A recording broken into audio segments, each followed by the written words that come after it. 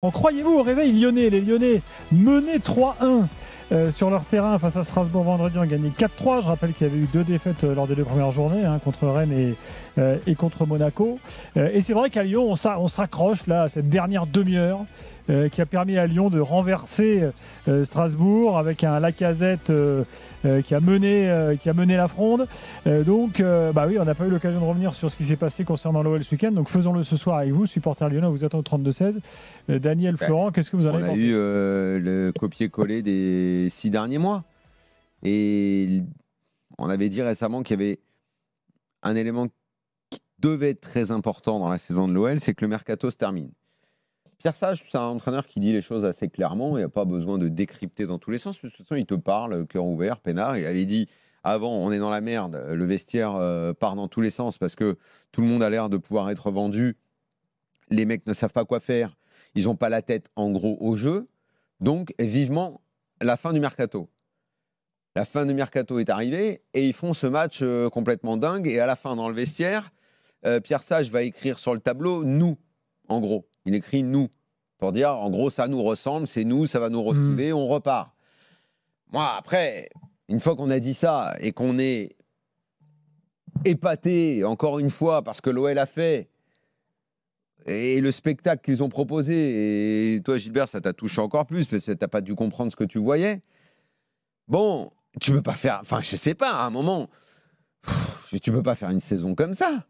C'est pas possible, je ne peux pas se reproduire à tous les coups. Tu ne peux pas démarrer des matchs de cette façon-là et les retourner à chaque fois comme ça. Alors on va me dire, ah mais ils l'ont fait. Mais il n'y a pas un supporter lyonnais, même le plus fou. Alors je veux bien qu'ils signent pour le même scénario à tous les coups, même si même les scénarios les plus rocambolesques, quand ça se reproduit trop, après même ça peut fatiguer.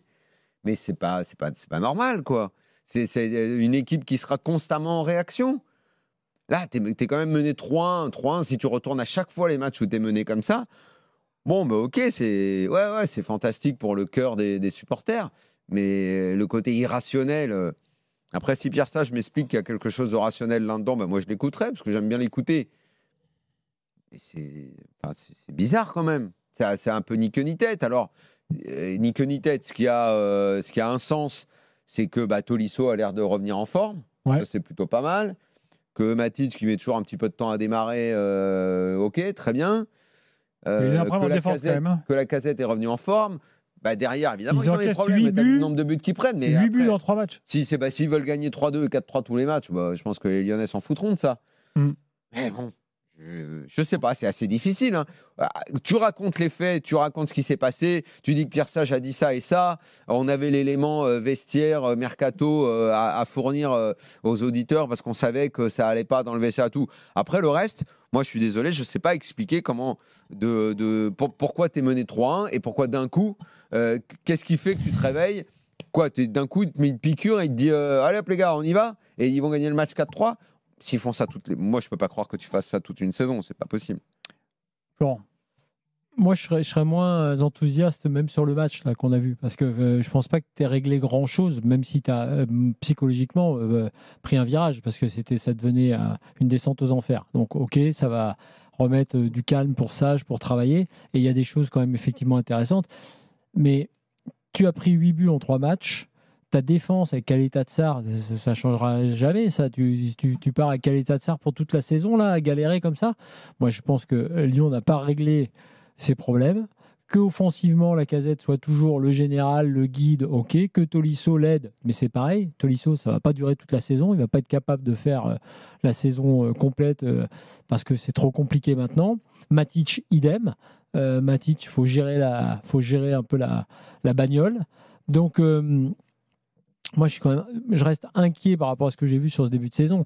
Ce match, il est totalement atypique. Il s'est passé quelque chose. Ça a toujours des vertus en termes psychologiques ou pour l'entraîneur, pour travailler derrière, pour qu'il n'y ait pas de drame et on va dire d'explosion du vestiaire. Mais en revanche, moi, je reste quand même sceptique, même au milieu de terrain.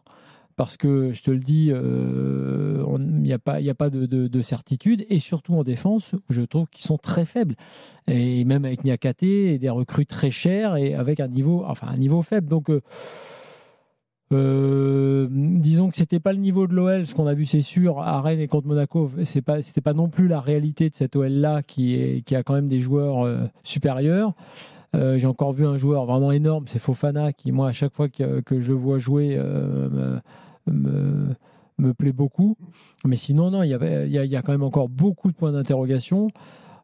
Bon, alors peut-être qu'on peut se dire, après avoir pensé que ça allait être une saison cataclysmique, et tu peux te dire que sans doute il y a moyen de faire quelque chose avec cet effectif-là, c'est sûr. Mais je pense que tant que défensivement et même au milieu, sur la durée, tu ne résous pas les problèmes, ça va être compliqué pour l'OL.